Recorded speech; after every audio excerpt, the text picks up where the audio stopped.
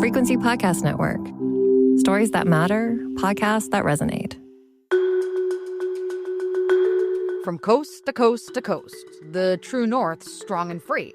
Elbows up, stronger together.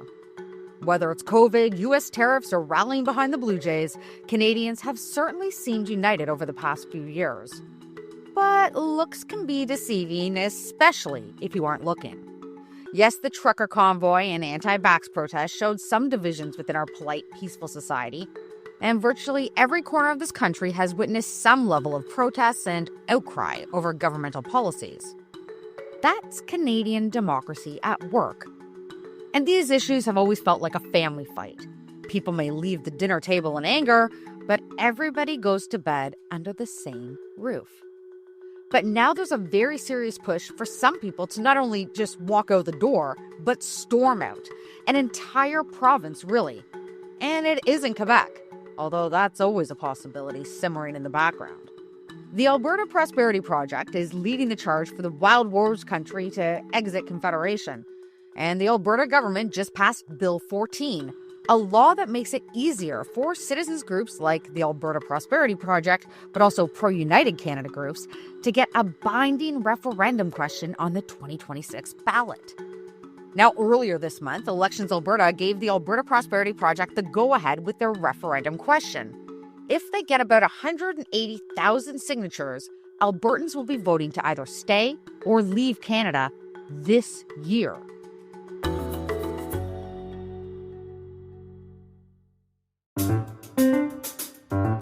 I'm Cristina Howorun, and today on The Big Story, we're talking to Dr. Barry Cooper, a political sciences professor at the University of Calgary and an expert on Alberta separatism.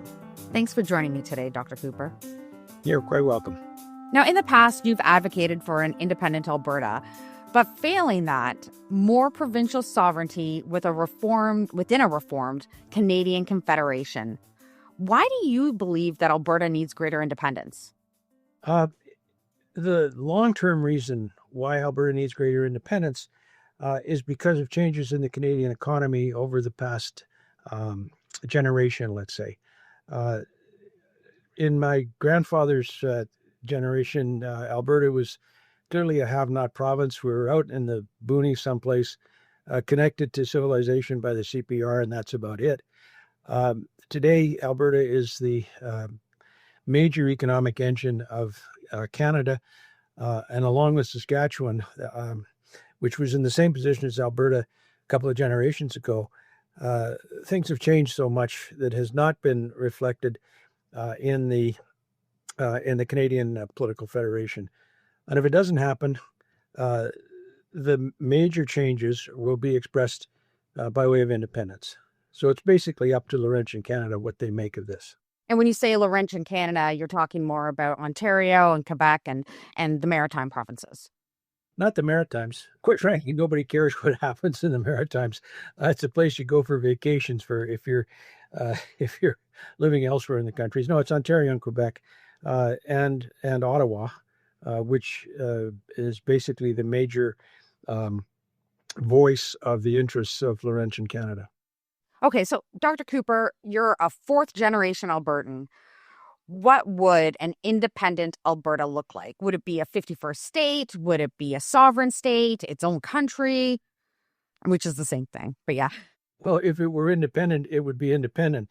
Of course, we have to rely on the Americans to protect us against the predatory intentions of Canada, but that wouldn't be too difficult. Essentially, independence means independence. And in a way, that's kind of the default option if there's not major reforms to the Federation. And quite frankly, I don't see that happening, mainly because Laurentian Canada has no reason to change things. They're such great beneficiaries of the way things are now that they're not going to go to the trouble of diminishing, say, their importance, their power, and their ability to tell us what to do.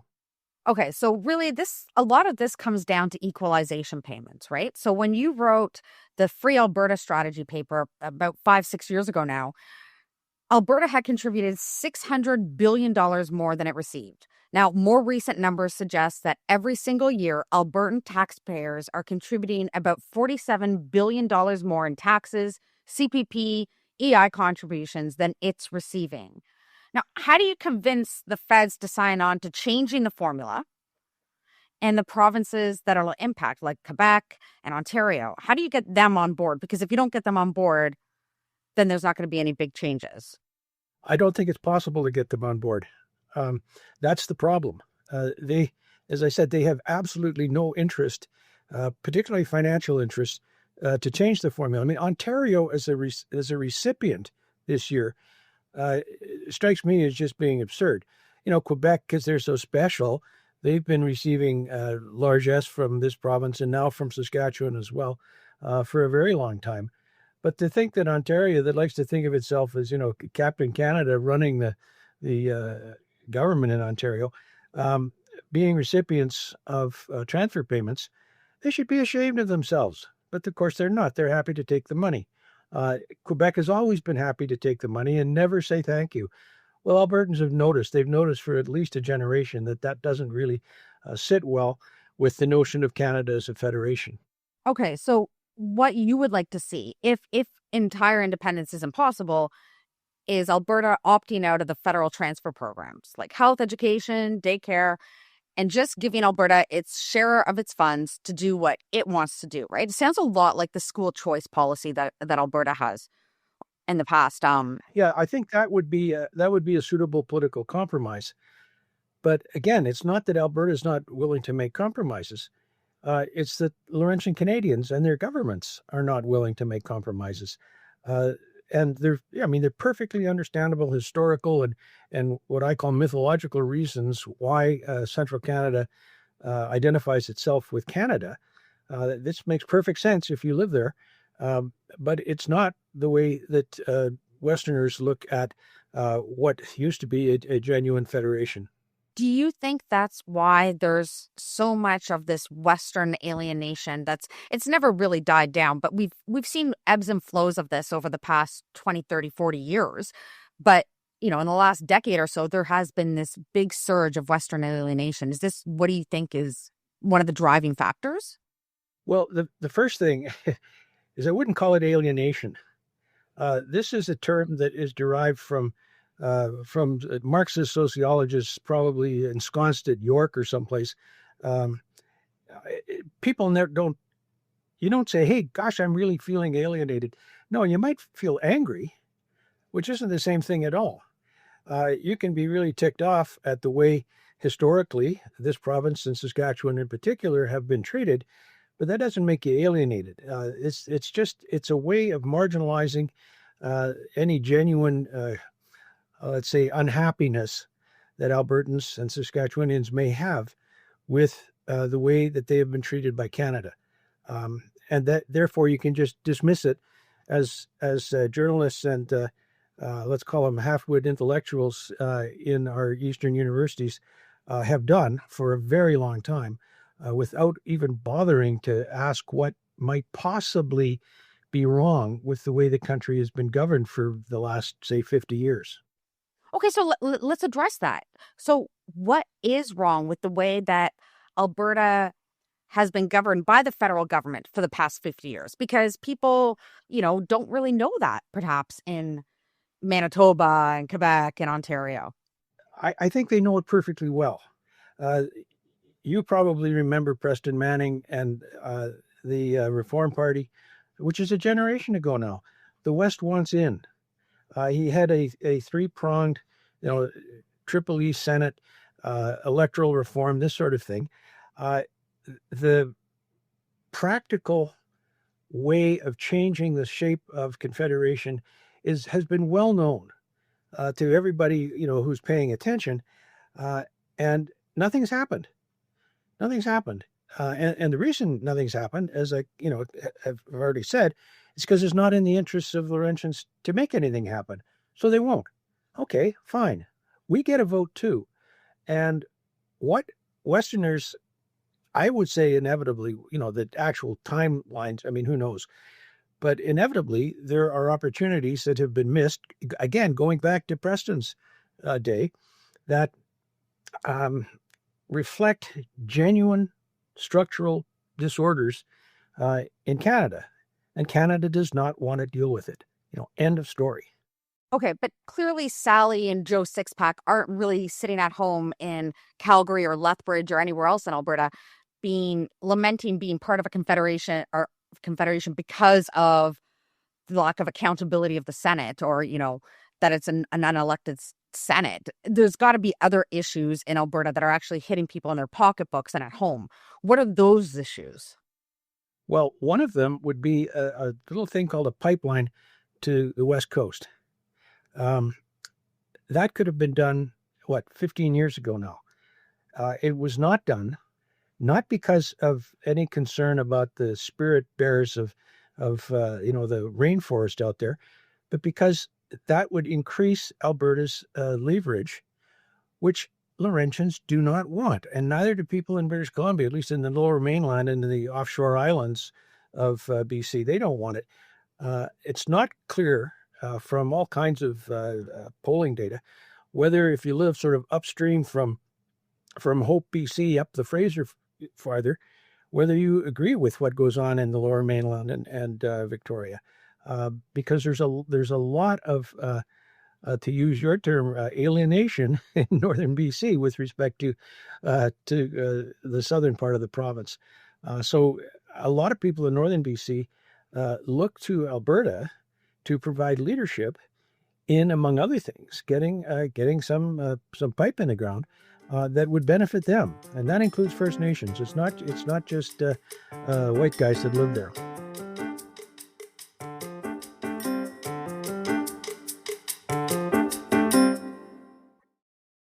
With the memorandum of understanding, Mark Carney, Prime Minister Carney, working with Premier Smith, is that not almost like an olive branch and a sign that things could start changing? It's what I would call a evidence of a big delay. There are so many caveats, let's say, or potential dead ends in that agreement, that if it actually ever gets acted upon, count me among the most astonished people in the world.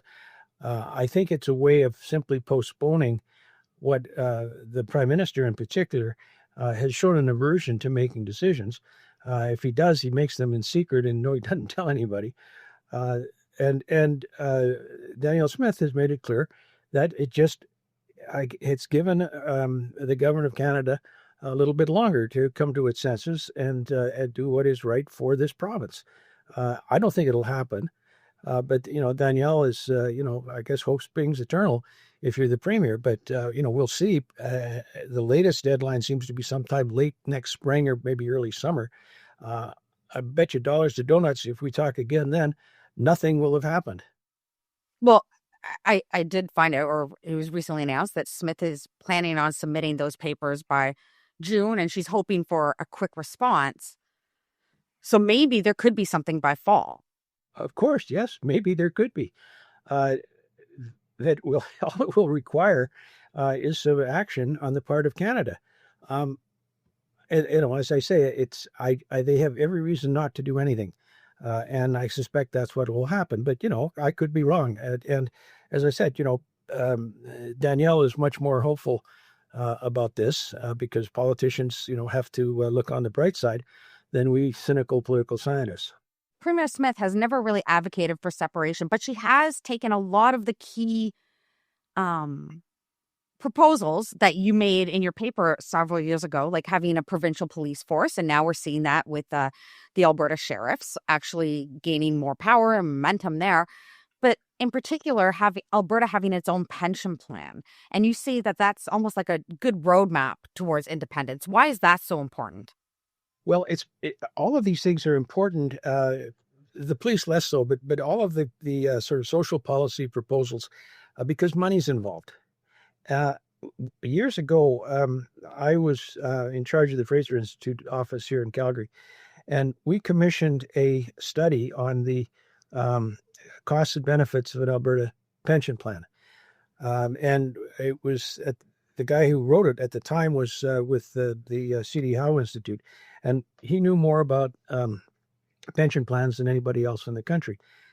And it was it was obvious, even to someone as innumerate as I am, that it was in the benefits, in the clear benefit of Albertans to have their own pension plan. Our workforce is younger, it's more, they make more money.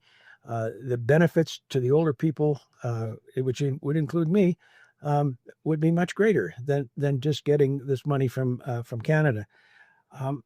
And it was brought up briefly by the government of Alberta, but very little in the way of supporting documentation. It was just, this is a possibility, and then it was criticized on, in my opinion anyway, completely spurious spurious grounds,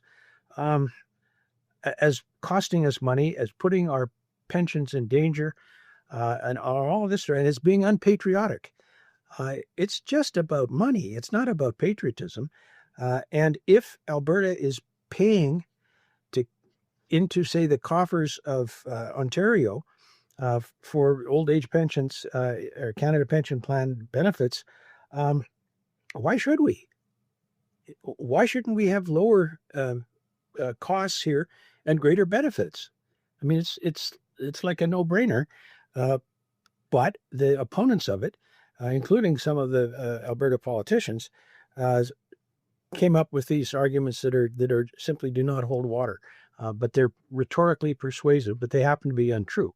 Well, and there is a precedent for this, right? Quebec has its own pension plan. In fact, Quebec has a lot of its distinct society status has given it a lot of. It's got more sovereignty, I would say, than any other province, and it controls a lot of its future. Is that something that Alberta could be aiming for as opposed to complete independence? Well, it could, of course. The problem is that the mythology that allows, by mythology, I don't mean lies. I mean things that people believe without finding a great deal of evidence. The mythology that allows Quebec to do this is that Canada is bilingual, which is parts of Canada are bilingual, but the whole country isn't. That's ridiculous. So they're able to play that particular myth into all of these policy options that give them more power. Here in Alberta and Saskatchewan, the reality is what has changed, not the myth. We still have this pioneer myth that's been here, since before this was part of Canada. But it's the economy that has changed, and that is, I think, will prove to be incredibly divisive, because it's not supposed to have changed. People in Laurentian Canada still have this idea of Sir John A.'s national policy. You can see this by the remarks of the current Premier of Ontario, who's been making all of these anti-Trumpian remarks, which let's say are imprudent, and they don't resonate very well with Albertans or with Westerners generally, because it doesn't correspond to the way we look at the country. That's got to change, or else, as I said, the other option will become increasingly inevitable.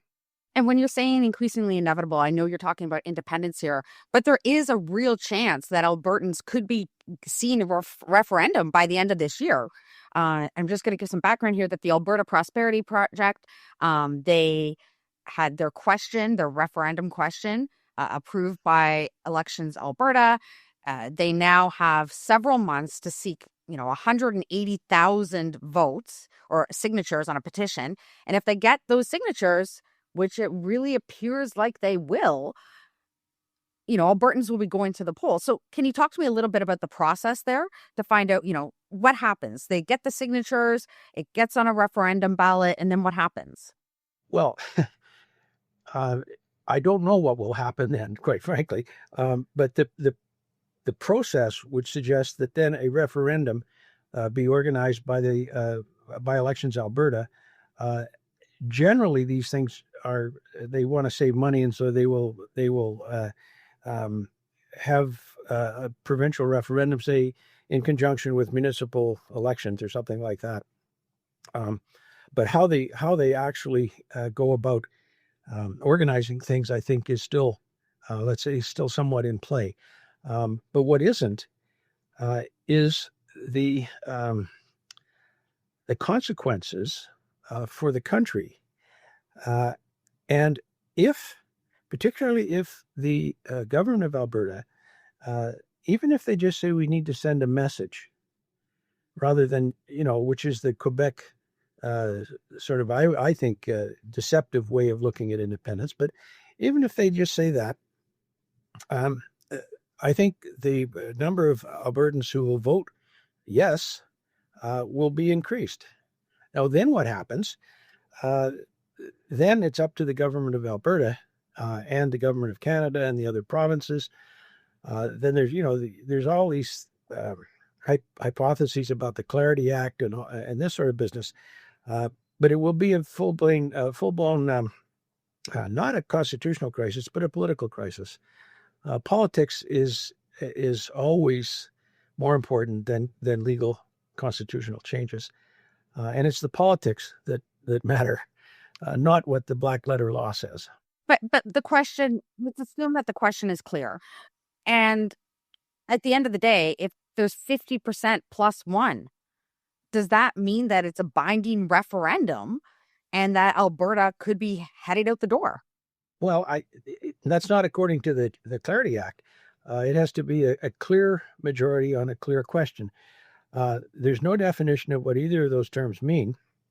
And if you look at the actual text of the Clarity Act, it's up to Parliament to decide. So it could be 90% on to common sense, a really obvious question. Do you want to get out of Canada? 90% of Albertans say yes. Parliament could still say that is not a clear majority. And which would be, that's why I say the politics is way more important than the law. I mean, lawyers, of course, disagree, but that's their professional opinion. But politics is what is upstream from law. It's not the other way around. And the politics, in this case, is a direct reflection of changes in the structure of Canadian federalism and of Canadian politics and the Canadian economy. And that has to be addressed one way or another. So if the Alberta Prosperity Project gets its 177,000 signatures by May, we could be in for some very rocky times politically, but socially, and the rest of Canada should really be paying attention to what's happening in Alberta right now. Yeah, that is a fairly low bar. At 177,000 or whatever it is, that's not very many. You could probably do that in Calgary in about 3 weeks. So that's I don't think that'll be a problem. Yeah, it seems to me from all the conversations that I've had with Albertans on this topic that group will get the amount of signatures and will get it handily. It would even be feasible for them to do so potentially by the end of the month. So I think that this is a very real reality that Albertans will be facing this question at the polls, and that Canadians, the rest of us, will be living with the consequences of that vote. Yeah, I agree. Thank you so much for your time, Dr. Cooper. I really do appreciate it. You're quite welcome. And that was The Big Story. We'd love to hear your thoughts on this conversation. Send us an email at hello@thebigstorypodcast.ca. Reach us on Instagram at frequencypods or on Blue Sky at The Big Story. Now, if you know someone that might enjoy this episode, be sure to send it to them. You can listen to The Big Story every day on the Seeker app or wherever you get your podcasts. I'm Cristina Howorun. Thanks for listening.